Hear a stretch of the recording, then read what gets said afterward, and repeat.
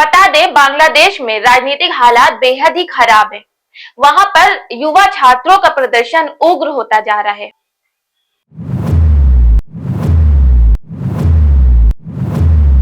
क्या शेख हसीना को सत्ता से हटाने के पीछे अमेरिका का हाथ है? शेख हसीना का आखिर क्या है इशारा? इस्तीफे के बाद शेख हसीना का पहला बयान सामने आया है।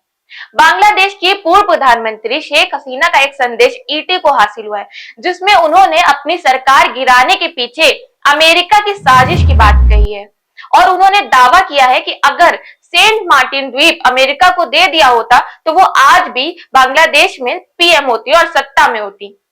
सबसे पहले नजर डालते हैं खबर की सुर्खियों पर। शेख हसीना ने अमेरिका पर लगाया उनकी सरकार को गिराने का आरोप। सेंट मार्टिन द्वीप अमेरिका को न सौंपने को बताया सत्ता से जाने की वजह। रजाकार वाले बयान पर विरोध कर रहे छात्र नेताओं को दी सफाई।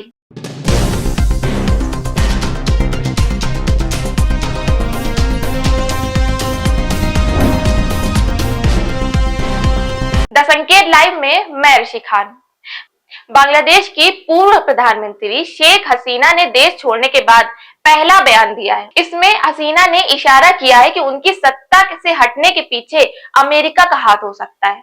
हसीना ने आगे कहा कि मैंने इस्तीफा इसलिए दिया क्योंकि मैं चाहती हूं कि मेरे देश में अमन और चैन बना रहे। मैं नहीं चाहती कि वहां पर हिंसा हो। शेख हसीना ने कहा कि वो लोग युवा छात्रों की लाशों पर सत्ता हासिल करना चाहते, लेकिन मैंने पहले इस्तीफा देकर ऐसी नौबत ही नहीं आने दी। गौर मतलब है कि बांग्लादेश में राजनीतिक हालात बेहद खराब है। वहां पर छात्रों का प्रदर्शन उग्र होता जा रहा है। वहां के हालात को देखकर शेख हसीना भारत आ गई थी। 5 अगस्त को छात्राओं का प्रदर्शन तेज हो गया। वो लोग वहां पर सरकारी नौकरी में विवादास्पद कोटा सिस्टम को खत्म करने की मांग कर रहे थे।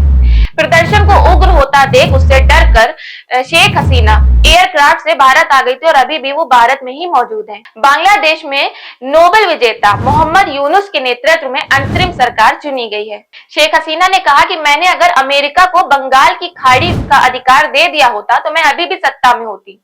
उन्होंने कहा कि मुझे अपने देश के लोगों का ख्याल है और लोगों से अपील की कि वो उग्रवादियों के बहकावे में ना आए। गौर मतलब है कि मई में शेख हसीना ने बांग्लादेश और म्यांमार के कुछ हिस्सों को विभाजन करके पूर्वी तिमोर की तरह ईसाई राज बनाने की साजिश का आरोप लगाया था। उन्होंने दावा किया कि अगर वो किसी विदेशी देश को बांग्लादेश में एयरबेस स्थापित करने की अनुमति दे देती तो बड़ी ही आसानी से उन्हें फिर से बांग्लादेश में पीएम चुन लिया जाता। हालांकि उन्होंने उस वक्त देश का नाम नहीं बताया था। शेख हसीना ने अपने बयान में कहा कि अगर वो देश में रुकी होती तो वहां और भी ज्यादा मौतें हो जाती। इतना ही नहीं, प्रदर्शन इतना उग्र हो जाता कि बहुत ज्यादा नुकसान हो जाता वहां पर। उन्होंने बांग्लादेश वासियों से कहा कि मैं आपकी लीडर बनी क्योंकि आपने मुझे चुना था। बता दें कि शेख हसीना के इस्तीफे के बाद वहां पर 300 और मौतें हो चुकी। इसके चलते अभी तक वहां पर 560 मौतें हो चुकी हैं। बांग्लादेश के आरक्षण आंदोलन और छात्रों के विरोध का जिक्र करते हुए शेख हसीना ने कहा, मैं बांग्लादेश के युवाओं से एक बार फिर दोहराना चाहती हूँ कि मैंने आपको रजाकार नहीं कहा।